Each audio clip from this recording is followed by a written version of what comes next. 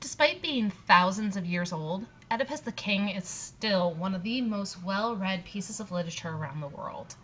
And the main reason for this is its timeless themes. But before we really get into the piece, I want to make sure you understand a couple basic ideas behind Greek tragedy and some terminology that we need. The first thing that we want to go over are the traits of a tragic hero, and there are 5 of them.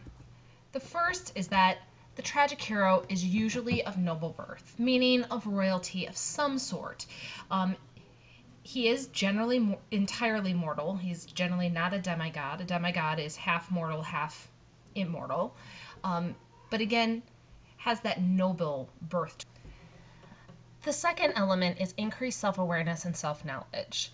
The tragic hero starts to learn things about himself, and he recalls different parts of his past that make him more self-aware of who he is and what effect he has had on his community. Thirdly, the audience is supposed to feel pity and fear for the character. So this generally happens at the very end. It's not during the course of the piece per se. It's at the end when the tragic hero has met his downfall. You feel bad for him in some way, or you fear for him, because really what ultimately happens to him is not his own fault. Next, the hero experiences a reversal of fortune. So basically they have really good fortune of some sort, and then it all just totally flips, and now their life is dismal. And finally, the tragic hero must suffer a tragic flaw. A tragic flaw is a personality trait that brings the character down. So think of personality traits. Maybe your personality trait is that you are humble, you're shy, you're powerful, you're aggressive, you're jealous. Those are all different types of personality traits that ultimately could be the downfall of a person. Aristotle said a man cannot become a hero until he can see the root of his own downfall. This is really important. In order to really be a hero, this main character has to recognize his downfall. Otherwise, it's just you got what came to you. This is realizing that self-actualization of, oh my gosh, I can't believe I let this happen to me, and it's all my fault because of this trait.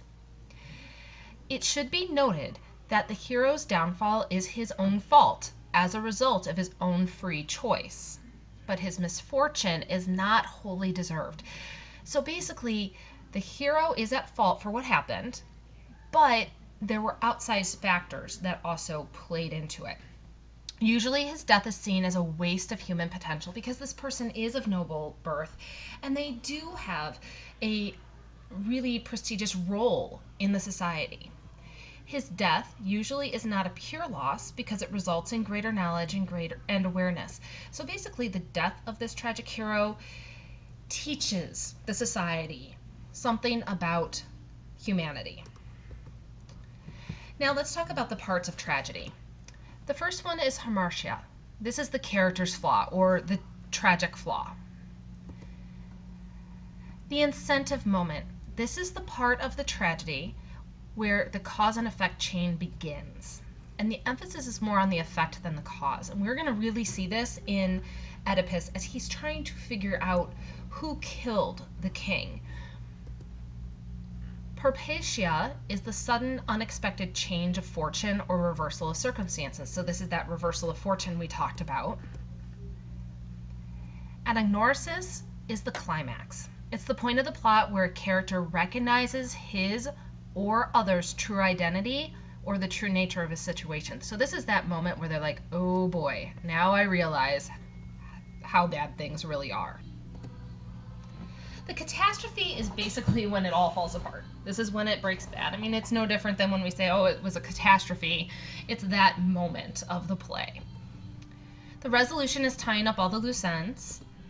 And finally is the catharsis. This is the purging or cleansing of emotions. And this is actually the purging and cleansing of the audience or the reader's emotions.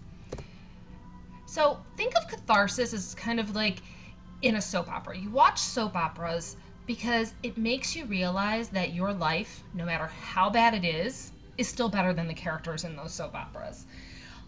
So catharsis is for the audience to make them realize, okay, while I may not be perfect, at least I'm better than this person.